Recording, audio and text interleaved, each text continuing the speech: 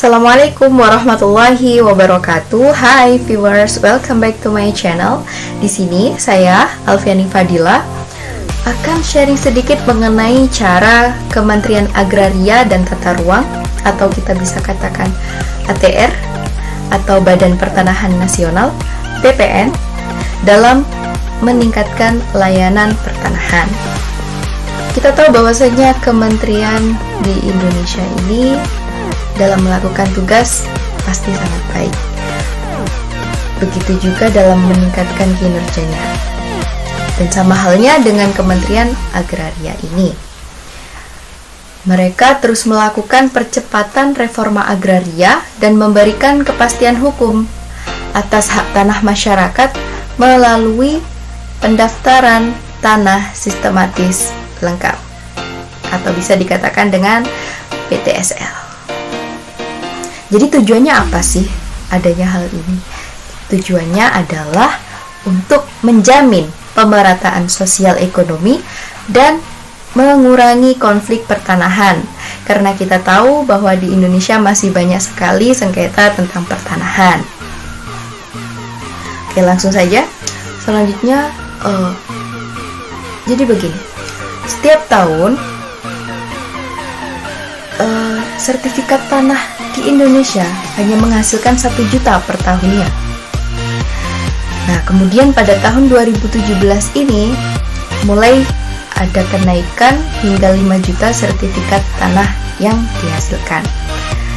Nah, pemerintah sangat serius dalam menangani hal ini hingga mengubah sistem yang sebelumnya dari sporadis menjadi secara sistematis. Nah, kemudian disusul pada tahun 2018 meningkat lagi. Jadi sertifikat tanah itu totalnya 9,3 juta.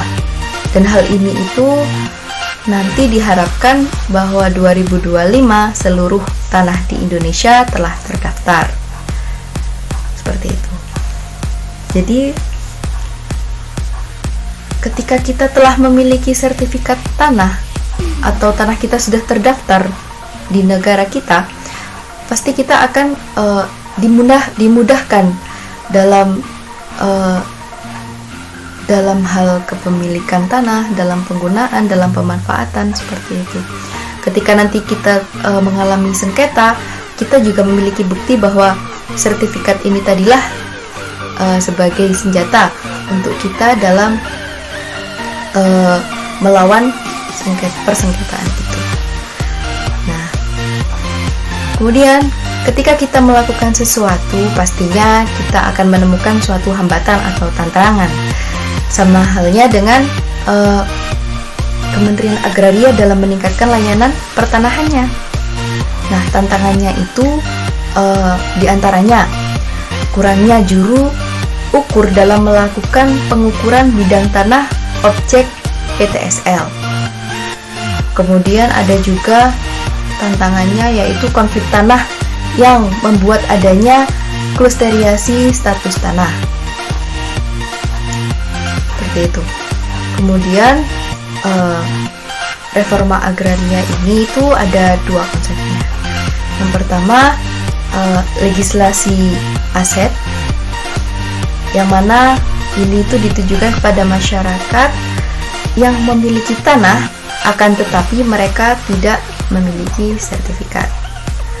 Kemudian yang kedua ada redistribusi tanah, yang mana suatu tanah terlantar yang kemudian diambil oleh negara untuk dibagikan ke masyarakat nantinya. Kemudian tujuan dari ini semua itu apa sih? Tujuannya dilakukan percepatan reforma agraria dan tujuan dari adanya pendaftaran tanah sistematis lengkap itu apa sih? Nah, tujuannya itu ya kembali lagi untuk penataan kembali struktur penguasaan, pemanfaatan, kepemilikan, penggunaan, seperti itu. Jadi tujuannya ya untuk penataan kembali struktur itu tadi, yang lebih pro rakyat, seperti itu.